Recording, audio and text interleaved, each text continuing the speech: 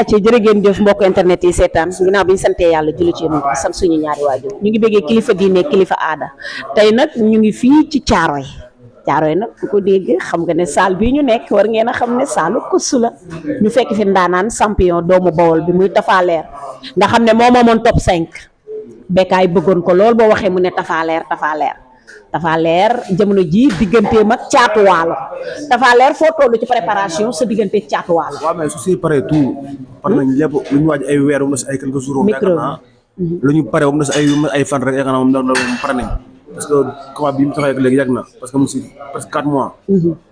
kon instant yii parce que diggante bi lépp jàll na ko waa. te ay finition lañ nekk instant yii. Tapha Leer est-ce que xam nga Caatu Waalo. Caatu mooy ndaama goo xam ne nee na seen kër baraag la amul sens day rootaani pour sangu fay courant di ko të ci yow la bëgg a tabaxee seen kër. micro bi waaw mais ñun ay bool lañ ñun Réfane lañ dëkk ñun Caat ñoo gën a situation foofu ñun ay taaw lañu taaw ci papa taaw ci yaay. taaw papa taaw yaay bay dëkk yaay dëkk ba baay dëkk ba. bay jawar ki doom dëkk ba. kon ñun ñoo ko gën a nekk responsable foofu yore dama ci xuus quoi. dayoo combat bi dayoo combat bi. Caat maag moom wax ju lu bëri. wax ju mënta bëri man instant ay wax ju bëri waruma man fi ma taxaw ci làmb sama cër. man ay wax fii di wax ak ay Caat ñii ngay wax mu wax loolu sama cër ci làmb man dama war a ñëw confirmer. te da ngaa fas yéene confirmer. non loolu amul négociation dama ñëw confirmer damay ñëw jàpp ko daan ko dem seet leneen am na instant yi foofu laa toll instant yi loolu ma ay détails parce que alxuraanu karim instant yi fa laa toll nii ay détails nii ay jiine non instant yi xam lu ma soxla. su si jot ak jàmm mel mu am wér bés ba ma duma ko daan ko mu seet leneen parce que alxuraan yee. dafa nga dàpp ko duma ko daan ko wax ji bëriwul est-ce que xam nga nee naa la dayo bi combat bi fi mu la nar a yóbbuwaat ci làmb Tapha.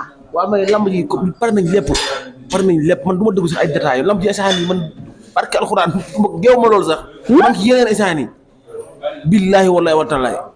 Tapha daa mel ni bu ma la déggee da ngaa xaw a xeeb sa adversaire de. non du ko soo xeeb maanaam lamb maanaam du ma ko mën a expliquer. da nga cee tollootul fooy waxee ti daal. voilà jëf moo la war. non loolu foofu laa toll instant yi Caat bu ma ko xeeboo du ma ko jël mais dama ko jël maanaam lamb fi mu toll nii maanaam man.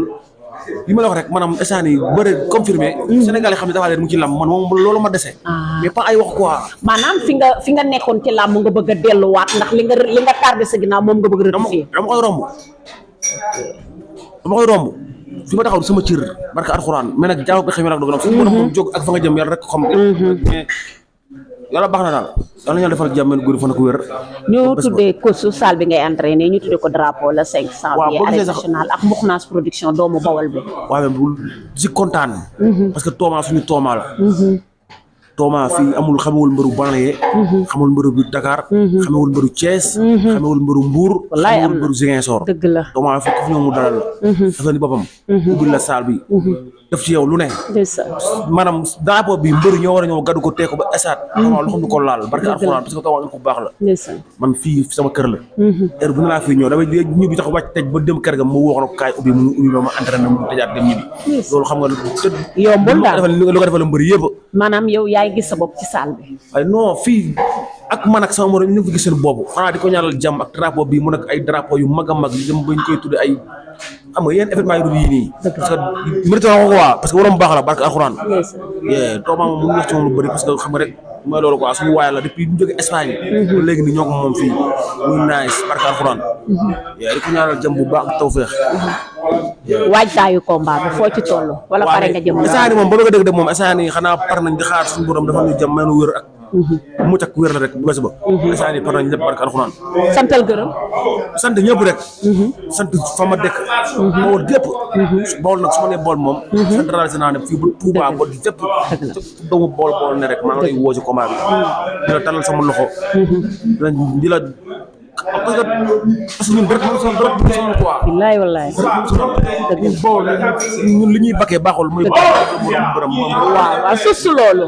côté xam nga loolu nañu naan mbëru Bawol bu commencé feeñ ci làmb day dal di commencé négliger boppam day caaxaan est-ce que tamit loolu ngeen bëgg koo nangu est-ce que doo leen wane preuve boo xam ne dinañ leen jox cër bi ngeen moom ci làmb yéen waa Bawol. dëgg ma maanaam ni ngeen xeebe ci làmb doyo di leen ko am combat duñ la nawloo. est-ce que loolu doo leen dem ba teggi tuuma boobu ci seen der yéen waa Bawol. non man instant nii su ma dee sama bët mooy ku ma jàppale ma dem ku ma jàppalewul ma dem